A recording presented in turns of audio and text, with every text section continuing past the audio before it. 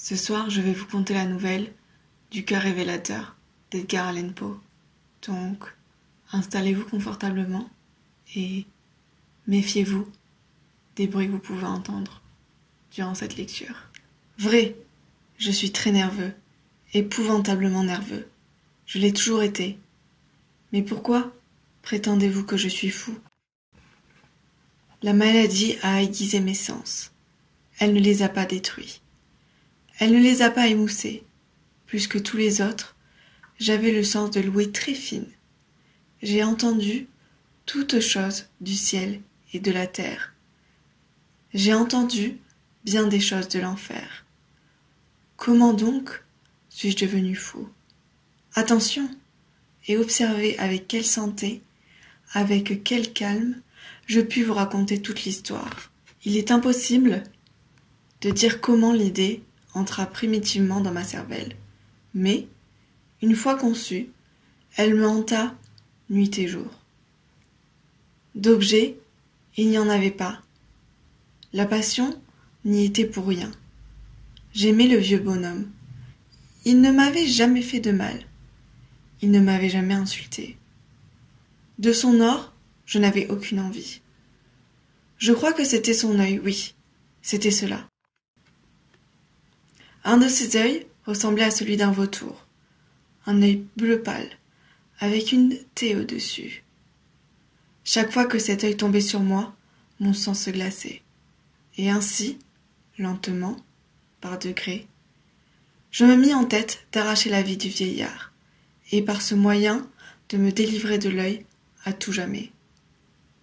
Maintenant, voici le hic. Vous me croyez fou. Les fous ne savent rien de rien.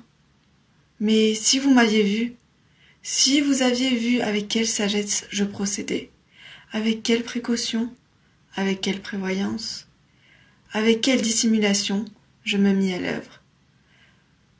Je ne fus jamais plus aimable pour le vieux que pendant la semaine entière qui précéda le meurtre. Et chaque nuit, vers minuit, je tournai le loquet de sa porte et je l'ouvrais. Oh, si doucement. Et alors, quand je l'avais sûrement entrebâillé par ma tête, j'introduisais une lanterne. Sourde, bien fermée, ne laissant filtrer aucune lumière. Puis, je passais la tête. Oh, vous auriez ri de voir avec quelle adresse je passais ma tête. Je la mouvais lentement, très lentement, de manière à ne pas troubler le sommeil du vieillard. Il me fallait bien 1 heure pour introduire toute ma tête à travers l'ouverture. Assez avant pour le voir couché sur son lit. Ah! Un fou aurait-il été aussi prudent? Et alors, quand ma tête était bien dans la chambre, j'ouvrais la lanterne avec précaution. Oh! Avec quelle précaution? Avec quelle précaution? Car la charnière criait. Je l'ouvrais juste pour qu'un filet imperceptible de lumière tombât sur l'œil du vautour. Et cela, je l'ai fait pendant 7 longues nuits, chaque nuit, juste à minuit. Mais je trouvais toujours l'œil fermé. Et ainsi, il me fut impossible d'accomplir l'œuvre, car ce n'était pas le vieil homme qui me vexait, mais son mauvais œil. Et, chaque matin, quand le jour paraissait, j'entrais hardivement dans sa chambre. Je lui parlais courageusement, l'appelant par son nom d'un ton cordial, et m'informant comment il avait passé la nuit. Ainsi, vous voyez qu'il eût été un vieillard bien profond. En vérité, s'il l'avait soupçonné que, chaque nuit, juste à minuit, je l'examinais pendant son sommeil. La 8e nuit, je mis encore plus de précaution à ouvrir la porte. La petite aiguille d'une montre se mut plus vite qu'il ne faisait ma main. Jamais, avant cette nuit, je n'avais senti toute l'étendue de mes facultés, de ma sagacité. Je pouvais à peine contenir mes sensations de triomphe. Penser que j'étais là, ouvrant la porte, petit à petit, et qu'il ne rêvait même pas de mes actions ou de mes pensées secrètes. Ah, cette idée! Je lâchai un petit rire, et peut-être l'entendit-il car il remua soudainement sur son lit, comme s'il se réveillait. Maintenant, vous croyez peut-être que je me retirais, mais non. Sa chambre était aussi noire que de la poix, tant les ténèbres étaient épaisses, car les volets étaient soigneusement fermés, de crainte des voleurs, et, sachant qu'il ne pouvait pas voir l'entrebâillement de la porte, je continuai à la pousser davantage, toujours davantage. J'avais passé ma tête, et j'étais au moment d'ouvrir la lanterne, quand mon pouce glissa sur la fermeture de fer blanc, et le vieil homme qui se dressa sur son lit, criant « Qui est là ?» Je restai complètement immobile, et ne dis rien. Pendant 1 heure entière, je ne remuai pas un muscle, et pendant tout ce temps, je ne l'entendis pas se recoucher. Il était toujours sur son séant, aux écoutes, juste comme j'avais fait pendant des nuits entières, écoutant les horloges de la mort dans le mur. Mais voilà que j'entendis un faible gémissement, et je reconnus que c'était le gémissement d'une terreur mortelle. Ce n'était pas un gémissement de douleur ou de chagrin, oh non. C'était le bruit sourd et étouffé qui s'élève du fond d'une âme surchargée d'effroi. Je connaissais bien ce bruit. Bien des nuits, à minuit juste, pendant que le monde entier dormait, il avait jailli de mon propre sein, creusant avec son terrible écho les terreurs qui me travaillaient. Je dis que je le connaissais bien. Je savais ce qu'éprouvait le vieux homme, et j'avais piété de lui, quoique juste le rire dans le cœur. Je savais qu'il était resté éveillé depuis le premier petit bruit, quand il s'était retourné dans son lit. Les craintes avaient toujours été grossissantes. Il avait tâché de se persuader qu'elles étaient sans cause, mais il n'avait pas pu. Il s'était dit à lui-même, ce n'est rien que le vent dans la cheminée. Ce n'est qu'une souris qui traverse le parquet, ou c'est simplement un grillon qui a poussé son cri. Oui, il s'est efforcé de se fortifier avec ces hypothèses, mais tout cela a été vain. Tout a été vain, parce que la mort qui s'approchait avait passé devant lui sa grande ombre noire, et qu'elle avait ainsi enveloppé sa victime. Et c'était l'influence funèbre de l'ombre inaperçue qui lui faisait sentir, quoiqu'il ne vit et entendit rien, qui lui faisait sentir la présence de ma tête dans la chambre. Quand j'eus attendu, un long temps très patiemment, sans l'entendre se recoucher, je me résolus à entrouvrir un peu la lanterne. Mais si peu, que rien. Je l'ouvris donc, si furtivement que vous ne sauriez imaginer, jusqu'à ce qu'enfin, un seul rayon pâle, comme un fil d'araignée, s'élança de la fente et s'abattit sur l'œil de Vautour. Il était ouvert, tout grand ouvert, et j'entrai en fureur aussitôt que j'eus regardé. Je le vis avec une parfaite netteté, tout entier, d'un bleu terne et recouvert d'un voile hideux qui glaçait la moelle de mes os. Mais je pouvais voir que cela, de la face ou de la personne du vieillard, car j'avais dirigé le rayon, comme par instinct, précisément sur la place maudite. Et maintenant, ne vous ai-je pas dit que ce que vous preniez pour de la folie n'est qu'une épersuité de sens? Maintenant, je vous le dis.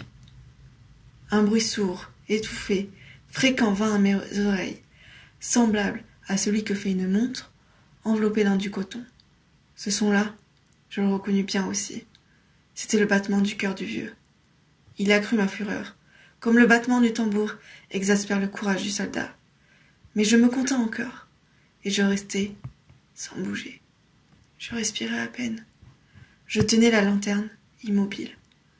Je m'appliquai à maintenir le rayon droit sur l'œil. En même temps, la charge infernale du cœur battait plus fort. Elle devenait de plus en plus précipitée, et à chaque instant de plus en plus haute. La terreur du vieillard devait être extrême.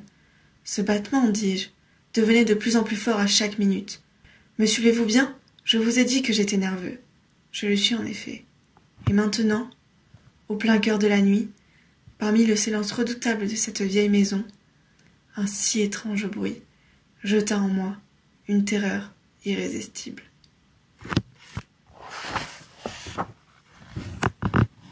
Pendant quelques instants, encore je me contins et je restais calme.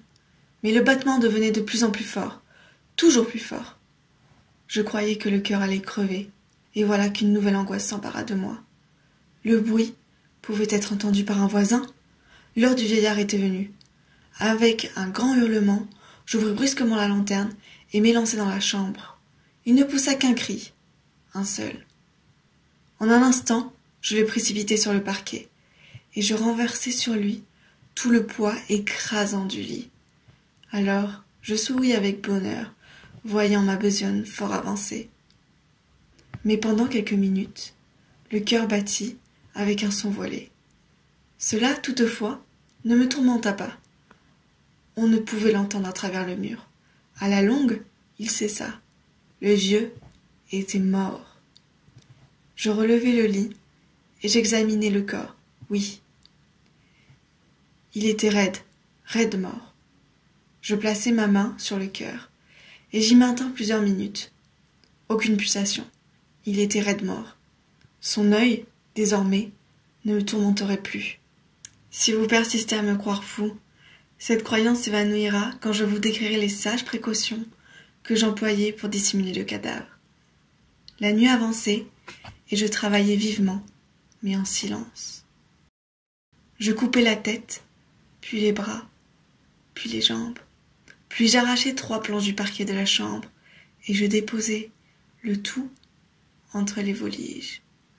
Puis je replaçai les feuilles si habilement, si adroitement, qu'aucun œil humain, pas même le sien, n'aurait pu y découvrir quelque chose de louche.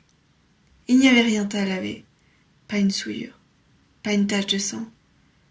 J'avais été trop bien avisée pour cela. Un baquet avait tout absorbé. Ha! Ha! Quand je finis tous ces travaux, il était 4 heures. Il faisait toujours aussi noir qu'à minuit. Pendant que le timbre sonnait l'heure, on frappa à la porte de la rue. Je descendis pour ouvrir, avec un cœur léger, car qu'avais-je à craindre maintenant? 3 hommes entrèrent, qui se présentèrent avec une parfaite suaveté, comme des officiers de police. Un cri avait été entendu par un voisin pendant la nuit. Cela avait éveillé le soupçon de quelque mauvais coup. Une dénonciation avait été transmise au bureau de police, et ces messieurs, les officiers, avaient été envoyés pour visiter les lieux. Je souris, car qu'avais-je à craindre? Je souhaitais la bienvenue à ces gentlemen. Le cri, dis-je, c'était moi qui l'avais poussé dans un rêve. Le vieux bonhomme, ajoutai-je, était en voyage dans le pays. Je promenais mes visiteurs par toute la maison. Je les invitais à chercher, à bien chercher. À la fin, je les conduisis dans sa chambre. Je leur montrai ses trésors en parfaite sûreté, parfaitement en ordre. Dans l'enthousiasme de ma confiance, j'apportai des sièges dans la chambre et les priai à s'y reposer de leur fatigue, tandis que moi-même, avec la folle audace d'un triomphe parfait, j'installai ma propre chaise sur l'endroit même qui recouvrait le corps de la victime. Les officiers étaient satisfaits. Mes manières les avaient convaincus. Je me sentais singulièrement à l'aise. Ils s'assirent, et ils causèrent de choses familières, auxquelles je répondais gentiment. Mais, au bout de peu de temps, je sentis que je devenais pâle, et je souhaitais leur départ. Ma tête me faisait mal, et il me semblait que les oreilles me tintaient. Mais ils restaient toujours assis, et toujours ils causaient. Le tintement devint plus distinct. Il persista et devint encore plus distinct. Je bavardai plus abondamment pour me débarrasser de cette sensation, mais elle tint bon, et prit un caractère tout à fait décidé, tant qu'à la fin, je découvris que le bruit n'était pas dans mes oreilles. Sans doute que je devins alors très pâle, mais je bavardai encore plus, couramment, et en haussant la voix. Le son augmentait toujours, et que pouvais-je faire? C'était un bruit sourd, étouffé, fréquent, ressemblant beaucoup à ce que ferait une montre enveloppée dans du coton. Je respirais laborieusement. Les officiers n'entendaient pas encore. Je causais plus vite, avec plus de véhémence. Mais le bruit croissait incessamment. Je me levai et je disputai sur des niaiseries, dans un diapason très élevé, et avec une violence de gesticulation, mais le bruit montait, montait, toujours. Pourquoi ne voulait-il pas s'en aller? J'arpentais çà et là le plancher lourdement et à grands pas, comme exaspéré par les observations de mes contradicteurs. Mais le bruit croissait régulièrement. Ô Dieu, que pouvais-je faire? J'écumais, je battais la campagne, je jurais, j'agitais la chaise sur laquelle j'étais assis et je la faisais crier sur le parquet. Mais le bruit dominait toujours et croisait indéfiniment. Il devenait plus fort, toujours plus fort. Et toujours les hommes causaient, plaisantaient et souriaient. Est-il possible qu'ils n'entendissent pas? Dieu Tout-Puissant, non, non, ils entendaient, ils soupçonnaient, ils savaient, ils se faisaient un amusement de mon effroi. Je le crus et je le crois encore. Mais n'importe quoi était plus tolérable que cette dérision. Je ne pouvais supporter plus longtemps ces hypocrites sourires. Je sentis qu'il fallait crier ou mourir. Et maintenant encore, l'entendez-vous? Écoutez, plus haut, toujours plus haut, toujours plus haut. Misérable, m'écriai-je. Ne dissimulez pas plus longtemps, j'avoue la chose. Arrachez ces planches, c'est là, c'est là. C'est le battement de son affreux cœur. Je ne sais pas vous, mais je crois que je les entends moi aussi, les battements de ses cœurs. En tout cas, si cette lecture vous a plu, si cette petite atmosphère d'Halloween, gothique, vous a immergé dans cette lecture, n'hésitez pas à me le dire, mettez un commentaire et dites-moi si vous voulez une nouvelle lecture. Sur ce, je vous souhaite une bonne nuit, ne faites pas trop de cauchemars et à bientôt.